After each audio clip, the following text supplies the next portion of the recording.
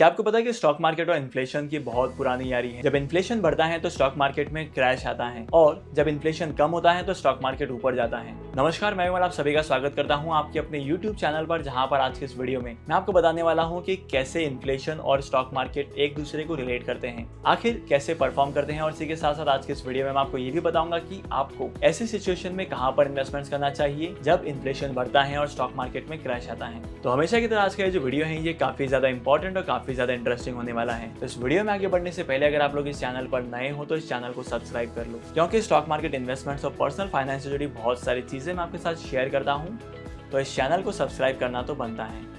देखो, जब कंट्री में इन्फ्लेशन बढ़ता है ना, तो मार्केट की कंडीशन जो है वो काफी ज्यादा वोलेटाइल हो जाती है, क्योंकि इन्फ्लेशन बढ़ने का मतलब होता है कि कॉस्ट ऑफ परचेज, हर एक चीज की महंगाई बढ़ना। और जब महंगाई बढ़ती है तो प्रॉफिट कम हो जाते हैं और इसी की वजह से मार्केट में बहुत ज्यादा वोलेटिलिटी आती है। और जब इन्फ्लेशन बढ़ता है तो यहाँ पर बहुत सारे लोग स्पेकुलेट करते हैं कि गुड्स एंड सर्विसेज की प्राइसेज जो हैं वो बढ़ने वाली हैं। और जब ऐसा लोगों को लगता है तो वो ओवर परचेज करते हैं और जब ज्यादा डिमांड बढ़ती है तो इन्फ्लेशन भी बढ़ता है और इसी के साथ साथ इन्फ्लेशन के बढ़ने की वजह से प्राइस में भी इंक्रीज होती है। लेकिन इस चीज का स्टॉक मार्केट पर कैसे इम्पैक्ट पड़ता है? देखो, जब भी ना इन्फ्लेशन बढ़ता है तो लोग स्पेकुलेट करते हैं कि अगर इन्फ्लेशन बढ़ा है तो कंपनी का कॉस्ट भी बढ़ेगा और कंपनी का कॉस्ट बढ़ने की वजह से कंपनी के जो प्रॉफिट हैं वो भी कम होंगे।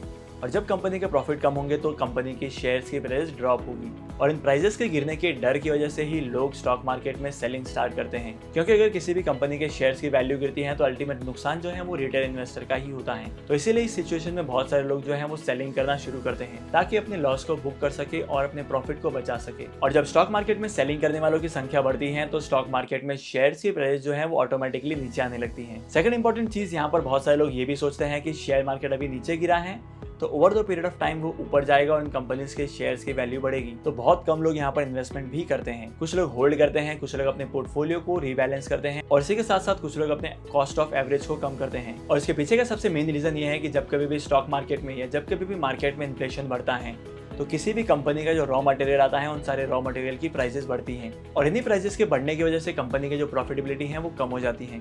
इस चीज को हम लोग एक एग्जांपल से समझते हैं। चलो मान लेते हैं कि कंपनी ए के पास एक प्रोडक्ट है जिसकी सेलिंग प्राइस है 100 रुपीज और इस प्रोडक्ट को बनाने के लिए पहले इस कंपनी का एक्सपेंस होता था 70 रुपीज का और कंपनी का प्रॉफिट होता था 30 रुपीज का। लेकिन इन्फ्लेशन के बढ़ने की वजह से इस कंपनी का जो कॉस्ट ऑफ प्रोडक्शन है वो 70 रुपीज से बढ़कर 80 रुपीज हो गया और अगर कंपनी 100 रुपए में भी बेचती है तो यहाँ पर कंपनी को सिर्फ 20 रुपीज का प्रॉफिट होता है, मतलब प्रॉफिट में 10 रुपए की गिरावट।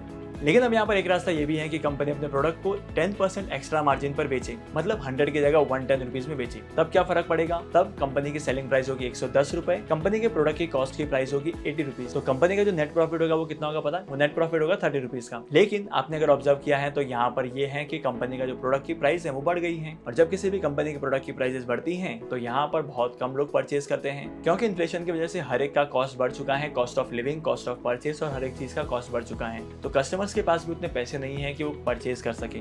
तो कोई भी कंपनी अपने प्रोडक्ट के सेलिंग प्राइस को इंक्रीज करती है और अपने प्रॉफिट को मेंटेन रखती है, तब भी यहाँ पर कंपनी को अल्टीमेटली लॉस ही होगा। तो इसीलिए जब इन्फ्लेशन की रेट बढ़ती है तो स्टॉक मार्केट के शेयर्स की प्राइस कम होती है। अब ये कैसे होता है इसको भी बता देता हूँ। जब कंट्री में इन्फ्लेशन बढ़ता है तो आरबीआई यानी सेंट्रल बैंक जो है वो रेपो रेट को इंक्रीज करता है। तो सबसे पहले मैं आपको ये बता देता हूँ कि रेपो रेट होता क्या है। जब भी किसी भी कमर्शियल बैंक को रिक्वायरमेंट होती है लोन की और वो लोन लेता है आरबीआई के पास से, तो आरबीआई एक सर्टेन परसेंटेज चार्ज करता है इंटरेस्ट का और उसी इंटरेस्ट को कहते हैं रेपो रेट। और अगर सेंट्रल बैंक ने रेपो रेट को इंक्रीज कर दिया तो यहाँ पर बैंक्स के लिए फंड्स को बोरो करना, पैसे को बोरो करना थोड़ा सा कॉस्टली हो जाएगा। अगर बैंक के लिए इंटरेस्ट रेट बढ़ गई है तो बैंक कस्टमर्स के पास से भी ज्यादा इंटरेस्ट चार्ज करेगा। अगर कस्टमर को इंटरेस्ट ज्यादा पे करना पड़ेगा तो कस्टमर जो है वो ज्यादा लोन नहीं लेगा, क्योंकि अल्टीमेटली लोन जो है वो काफी ज्यादा महंगा हो चुका है और इसकी वजह से लोगों के पास पैसा बहुत कम रहेगा। अगर लोगों के पास पैसा कम है तो लोग डिमांड कम करेंगे और इसी के साथ साथ पैसे की कमी की वजह से बहुत सारी चीज़ों को परचेज ही नहीं करेंगे और इसी की वजह से क्या होगा पता है? मार्केट में बहुत सारी ऐसी चीज़ें हैं जिनका डिमांड खत्म हो जाएगा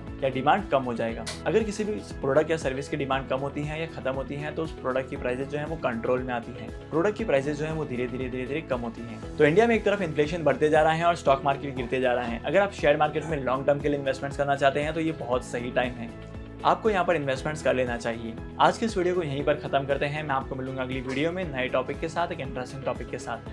तब तक के लिए signing off, happy investing and good bye.